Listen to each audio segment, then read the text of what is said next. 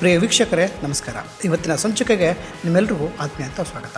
ಗೆಳೆಯರೆ, ಶಾಂತವಾಗಿದ್ದವನನ್ನು ಕೆಣಕಿದ ಪರಿಣಾಮ ಇಂದು ಅಮೆರಿಕ ಏನು ಮಾಡಬೇಕು ಅನ್ನೋದೇ ತಿಳಿದೇ ಒದ್ದಾಡ್ತಾ ಇದೆ, ಒಂಥರ ಸಂಕಟದಲ್ಲಿದೆ. ಇರಾನ್ ಅಮೆರಿಕಾಗೆ ಮತ್ತೊಂದು ಗಟ್ಟಿಯಾದ ಪ್ರತಿದಾಳಿಯನ್ನು ನೀಡ್ತಾ ಇದೆ. ಇನ್ನು ಹಲವು ಕ್ರಮಗಳನ್ನು ತಗೊಳ್ತಾ ಇದ್ದೀವಿ ಅಂಥೇಳಿ ಅಮೆರಿಕ ಹೇಳ್ತಾ ಇದೆ. ಅಮೆರಿಕ, ಇಸ್ರೇಲ್ ಹಾಗೂ ಅವರಿಗೆ ಬೆಂಬಲವನ್ನು ನೀಡುವಂತಹ ದೇಶಗಳಿಗೋಸ್ಕರ ಕಾಯ್ತಾ ಇದೆ ಅಂಥೇಳಿ ಇರಾನ್ ಅಧ್ಯಕ್ಷರು ಒಂದು ಮಾಹಿತಿಯನ್ನು ಕೊಡ್ತಾರೆ. ಅಮೆರಿಕ ತನ್ನ ಅತ್ಯಂತ ಶಕ್ತಿಶಾಲಿ ಯುದ್ಧ ವಿಮಾನವೆಂದು ಹೇಳಿಕೊಳ್ಳುವ F-35 ಯುದ್ಧ ವಿಮಾನವನ್ನು ಮಧ್ಯ ಇರಾನ್ನಲ್ಲಿ ನಿಖರವಾಗಿ ಹೊಡೆದು ನಾವು ಕೆಡಿದ್ದೇವೆ ಅಂತೇಳಿ ಇರಾನ್ ಸೇನೆ ಹೇಳ್ತಾ ಇದೆ. ಇದಲ್ಲದೆ ಇಸ್ರೇಲ್ನ ಅತ್ಯಂತ ದುಬಾರಿ ಬೆಲೆ ಬಾಳುವಂತಹ ಶಕ್ತಿಶಾಲಿ ಡ್ರೋನ್ ಅಂತ ಹೇಳಿಸ್ಕೊಳ್ಳುವಂತಹ ಡ್ರೋನ್ ಕೂಡ ಇರಾನ್ ನಾಶ ಮಾಡಿದೆ. ನಮ್ಮ ಆಯುಧ ಶಕ್ತಿಗಳನ್ನು ನೀವು ಊಹಿಸಲು ಸಾಧ್ಯವಿಲ್ಲ ಅನ್ನೋದನ್ನು ಇರಾನ್ ಅಮೆರಿಕದ ಅಧ್ಯಕ್ಷರಿಗೆ ಪದೇ ಎಚ್ಚರಿಕೆ ನೀಡ್ತಾನೆ ಇದೆ. ಇದರ ನಡುವೆ ಅಂದರೆ ಈ ಘಟನೆಗಳು ನಡೀತಾನೇ ಇದೆ, ಈ ವಾರ್ನ್ ಮಾಡ್ತಾನೆ ಇದ್ದಾರೆ. ಇರಾನ್ ತಾನು ಹೇಳಿದ ಮಾತನ್ನು ತಪ್ಪದೆ ಕಾರ್ಯರೂಪ ಕೂಡ ತರ್ತಾ ಇದೆ. ಅಮೆರಿಕ ಇರಾನ್ ಸೇತುವೆಯ ಮೇಲೆ ನಡೆಸಿದ ದಾಳಿಗೆ ಪ್ರತಿಯಾಗಿ ಅಮೆರಿಕಾಗೆ ಬೆಂಬಲ ನೀಡುವಂತಹ ಅರಬ್ ರಾಷ್ಟ್ರಗಳ ಸೇತುವೆಗಳ ಮೇಲೆ ನಾವು ದಾಳಿ ಮಾಡ್ತೀವಿ ಅಂತಂದೇಳಿ ಇರಾನ್ ಹೇಳ್ತಾನೆ ಇದೆ. ಅದು ಯಾವ್ಯಾವ ಸೇತುವೆಗಳ ಮೇಲೆ ನಾವು ದಾಳಿ ಮಾಡ್ತೀವಿ ಅನ್ನುವಂತಹ ಒಂದು ಪಟ್ಟಿಯನ್ನು ಕೂಡ ಇರಾನ್ ಬಿಡುಗಡೆ ಮಾಡಿದೆ. ಇರಾನ್ ತನ್ನ ಹೇಳಿಕೆಯನ್ನು ನೇರವಾಗಿ ಹಾಗೂ ಧೈರ್ಯವಾಗಿ ಎಲ್ಲ ಕಡೆಗೂ ಹೇಳ್ಕೊಂಡು ಬರ್ತಾ ಇದೆ. ಈ ನಡುವೆ ಹಾರ್ಮುಜ್ ಜಲಸಂಧಿಗೆ ಪರ್ಯಾಯ ಮಾರ್ಗವನ್ನು ಹುಡುಕ್ತೀವಿ ಅಂತಂದೇಳಿ ಅಮೆರಿಕ ಹೇಳ್ತಾ ಇತ್ತು. ಇದು ಸಂಬಂಧಪಟ್ಟಂತಹ ಮಾತುಕತೆಗಳು ನಡೀತಾ ಇದೆ ಅನ್ನೋದನ್ನು ಅಮೆರಿಕ ಹೇಳ್ತಾ ಇತ್ತು. ಆದರೆ ಇದನ್ನು ಜಾಗತಿಕ ಮಟ್ಟದಲ್ಲಿ ಇರಾನ್ಗೆ ಒಂದು ಪ್ರಮುಖ ಯಶಸ್ಸು ಅಂಥೇಳಿ ನೋಡಲಾಗ್ತಾ ಇದೆ ಅಂತ ಅನಿಸುತ್ತೆ.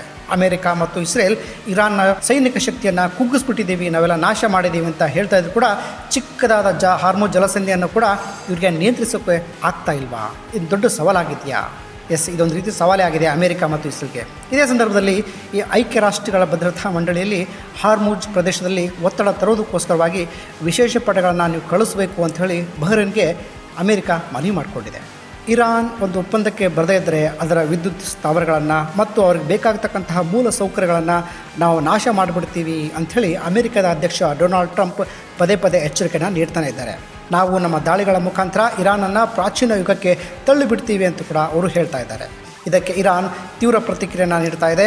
ಅಮೆರಿಕ ಇರಾನ್ನ ಆಯುಧಗಳನ್ನು ಸಂಪೂರ್ಣವಾಗಿ ನಾಶ ಮಾಡಿದ್ದೇವೆ ಅಂತ ಹೇಳ್ತಾ ಇದ್ರು ಕೂಡ ನಮ್ಮ ಕ್ಷಿಪಣಿಗಳ ಸಂಖ್ಯೆಯನ್ನು ನೀವು ಎಣಿಸಲು ಕೂಡ ಸಾಧ್ಯವಿಲ್ಲ ಅನ್ನುವಂಥದ್ದನ್ನು ಇರಾನ್ ಹೇಳ್ತಾ ಇದೆ, ಒಂದು ಉತ್ತರ ಕೊಡ್ತಾ ಇದೆ.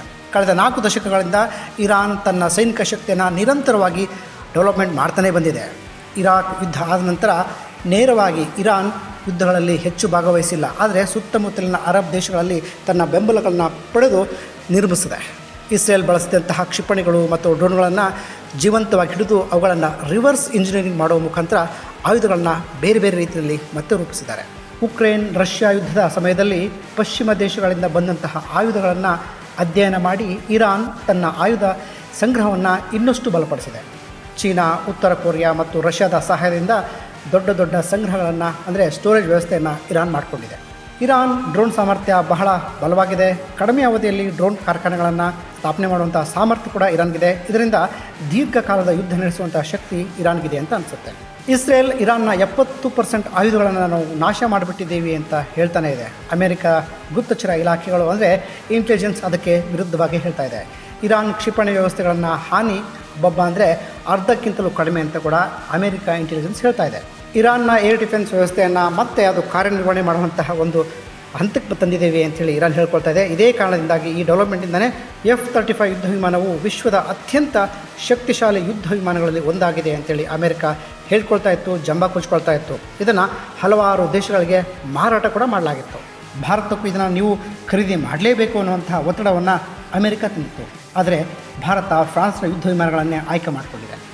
ಇರಾನ್ ಇಸ್ರೇಲ್ನ ಹೆರ್ಮರ್ 900 ಡ್ರೋನನ್ನು ಕೂಡ ಹೊಡೆದಾಕಿದೆ. ಇದು ಅತ್ಯಾಧುನಿಕ ಗುಪ್ತಚರ ಡ್ರೋನ್ ಅಂತ ಕೂಡ ಹೇಳಲಾಗ್ತಾ ಇತ್ತು, ಕೂಡ ಪರಿಗಣಿಸಿದ್ದು ಕೂಡ ಇಸ್ರೇಲ್ ಇದರ ಬಗ್ಗೆ ಪದೇ ಕೂಡ ಹೇಳ್ಕೊಳ್ತಾ ಇತ್ತು. ಅಮೆರಿಕ ಮತ್ತು ಇಸ್ರೇಲ್ ಹಾರ್ಮುಜ್ ಜಲಸಂಧಿಯ ಸಮೀಪದಲ್ಲಿರ್ತಕ್ಕಂಥ ಕ್ವೇಶಮ್ ದ್ವೀಪದ ಮೇಲೆ ದಾಳಿಗಳನ್ನು ಪದೇ ಮಾಡ್ತಾನೆ ಇದೆ. ಇದು ಇರಾನ್ನ ಅತ್ಯಂತ ಪ್ರಮುಖ ಸೈನಿಕ ನೆಲೆಗಳಲ್ಲಿ ಒಂದಾಗಿತ್ತು. ಗೆಳೆಯರೆ, ಇರಾನ್, ಕುವೈತ್ ಮತ್ತು UAE ದೇಶಗಳ ತೈಲ ಹಾಗೂ ಅನಿಲ ಸೌಲಭ್ಯಗಳ ಮೇಲೆ ದಾಳಿ ನಡೆಸ್ತಾ ಇದೆ. ನೀರು ಶುದ್ಧೀಕರಣ ಘಟಕಗಳ ಮೇಲೆ ದಾಳಿ ಮಾಡ್ತಾ ಇದೆ.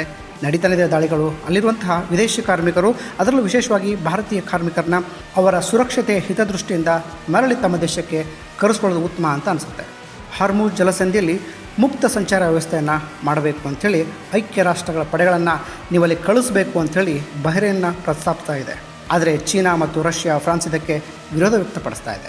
ಈ ಯುದ್ಧವು ಜಾಗತಿಕ ವ್ಯಾಪಾರ ಮಾರ್ಗಗಳನ್ನು ಕೂಡ ಬದಲಾಯಿಸುವಂತಹ ಸಾಧ್ಯತೆ ಇದೆ. ಭಾರತ, ಮಧ್ಯಪ್ರಾಚ್ಯ, ಯುರೋಪ್ ಆರ್ಥಿಕ ಮಾರ್ಗ IMEC ಯೋಜನೆಗೆ ಇದು ಮಹತ್ವವನ್ನು ಪಡ್ಕೊಳ್ತಾ ಇದೆ. ಒಟ್ಟಾರೆ ಈ ಸಂಘರ್ಷ ಜಾಗತಿಕ ಮಟ್ಟದಲ್ಲಿ ದೊಡ್ಡ ಪರಿಣಾಮವನ್ನು ಉಂಟು ಮಾಡುವ ಸಾಧ್ಯತೆ ಭಾಳ ಹೆಚ್ಚಾಗಿದೆ. ಮುಂದಿನ ಭಾಗದಲ್ಲಿ ಇನ್ನಷ್ಟು ಇರಾನ್, ಅಮೆರಿಕ, ಇಸ್ರೇಲ್ ಸಂಬಂಧಪಟ್ಟಂಥ ಮಾಹಿತಿಗಳ ನಿಮ್ಮ ಜೊತೆ ಹಂಚ್ಕೊಳ್ತೀನಿ. ಮತ್ತೆ ಭೇಟಿ ಹೋಗೋಣ. ಜೈ ಹಿಂದ್, ಜೈ ಕರ್ನಾಟಕ.